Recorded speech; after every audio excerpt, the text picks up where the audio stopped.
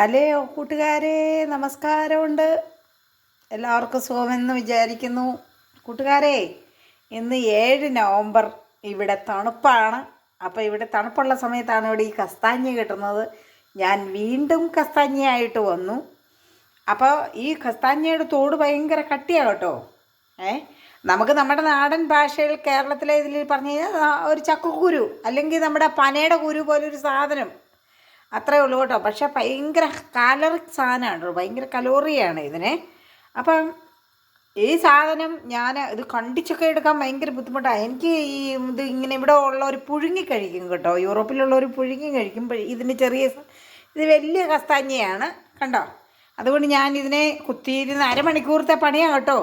ഇതിനെ വട്ടത്തിൽ കണ്ടിച്ചതിന് ശേഷം ഇതിനെ റോസ്റ്റ് ചെയ്യാൻ വെച്ചു. എനിക്ക് റോസ്റ്റ് ചെയ്ത് കഴിക്കുന്നതാണ് ഇഷ്ടം, എനിക്കും അതെ പിള്ളേർക്കും അതെ കേട്ടോ. അപ്പോൾ കണ്ടോ, ഇതെല്ലാം തുറന്നു വരുന്നതുകൊണ്ട് നമ്മൾ ഇത് കണ്ടിക്കാതെ റോസ്റ്റ് ചെയ്യാൻ വെച്ച് കഴിഞ്ഞാൽ പൊട്ടിത്തെറിക്കുവേ, ഭയങ്കര അപകടമാണ്. അതുകൊണ്ട് അതിനെ കണ്ടിച്ച് വെച്ചിരിക്കുകയാണ്. ഇത് ഏകദേശം വേവായി നമുക്ക് കഴിക്കാൻ കണ്ടോ, പൊട്ടിത്തെറിക്കുന്ന കേട്ടോ. ഇത് കഴിക്കാൻ പാകമായി.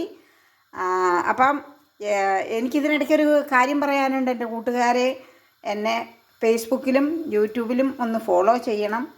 എൻ്റെ യൂട്യൂബിൽ എനിക്ക് സബ്സ്ക്രൈബ് കുറവാണ്. അപ്പം എന്നെ എല്ലാവരും യൂട്യൂബിൽ കയറിയൊന്ന്, എൻ്റെ ഫേസ്ബുക്ക് ഫ്രണ്ട്സ് എനിക്ക് യൂട്യൂബിൽ കയറിയൊന്ന് എന്നെ ഒന്ന് ഫോളോ ചെയ്യണം.